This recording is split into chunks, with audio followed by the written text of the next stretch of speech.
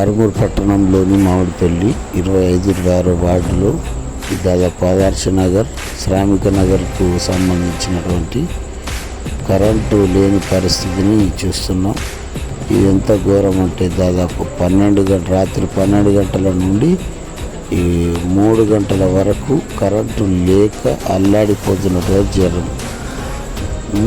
చెమటతోని దోమలతోని బయట చాలా ఇబ్బందికరంగా ఉన్నటువంటి పరిస్థితిని చూస్తున్నాం. ఏఈ గారు ఒక దిక్కు కరెంటు ఉంటుంది, ఒక దిక్కు కరెంటు ఉంటుంది. ఎందుకు ఈ అన్యాయం? ఎందుకు ఇంతసేపు ప్రజల్ని ఇబ్బంది? అబ్బా, ఆ చెమటతోని ఆ దోమలతోని ప్రజలు బయట కూర్చున్నటువంటి పరిస్థితి, పిల్లలతో సహా నిలువు దోపిడీ చేసినట్టుగా అంత పరిస్థితి జరుగుతుంది. ఒక దిక్కు కరెంట్ ఉంది, ఇటు సైడ్ కరెంట్ లేదు. అటు కరెంట్ ఉంది, వెలుగున్న చూడు, అటు కరెంట్, ఇటు వెలుగు లేదు, ఇటు కరెంట్ లేదు. దాదాపు 3-4 గంటలు